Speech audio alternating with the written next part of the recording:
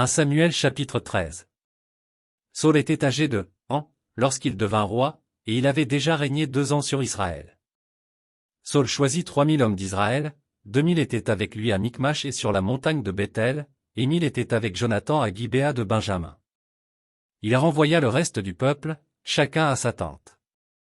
Jonathan bâtit le poste des Philistins qui étaient à Géba, et les Philistins la prirent.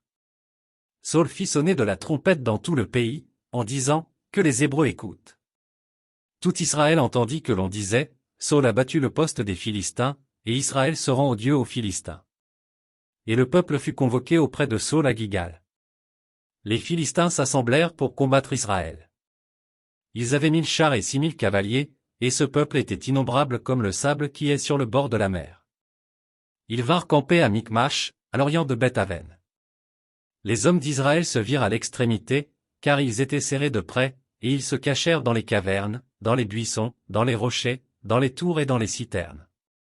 Il y eut aussi des Hébreux qui passèrent le Jourdain, pour aller au pays de Gad et de Galad. Saul était encore à Gilgal, et tout le peuple qui se trouvait auprès de lui tremblait. Il attendit 7 jours, selon le terme fixé par Samuel. Mais Samuel n'arrivait pas à Gilgal, et le peuple se dispersait loin de Saul. Alors Saul dit, « Amenez-moi l'holocauste et les sacrifices d'action de grâce. » Et il offrit l'holocauste. Comme il achevait d'offrir l'holocauste, voici, Samuel arriva, et Saul sortit au-devant de lui pour le saluer. Samuel dit, « Que as-tu fait » Saul répondit, « Lorsque j'ai vu que le peuple se dispersait loin de moi, que tu n'arrivais pas au terme fixé, et que les Philistins étaient assemblés à Michmash. Je me suis dit, les Philistins vont descendre contre moi à Gilgal, et je n'ai pas imploré l'Éternel. C'est alors que je me suis fait violence et que j'ai offert l'holocauste. » Samuel dit à Saul, « Tu as agi en insensé, tu n'as pas observé le commandement que l'Éternel, ton Dieu, t'avait donné. L'Éternel aurait affermi pour toujours ton règne sur Israël. Et maintenant ton règne ne durera point. L'Éternel s'est choisi un homme selon son cœur, et l'Éternel l'a destiné à être le chef de son peuple, parce que tu n'as pas observé ce que l'Éternel t'avait commandé. » Puis Samuel se leva, et monta de Gilgal à Gibéa de Benjamin.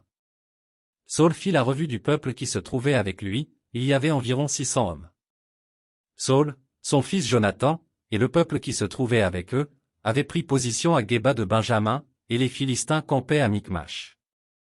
Il sortit du camp des Philistins 3 corps pour ravager, l'un prit le chemin d'Ophra, vers le pays de Shual.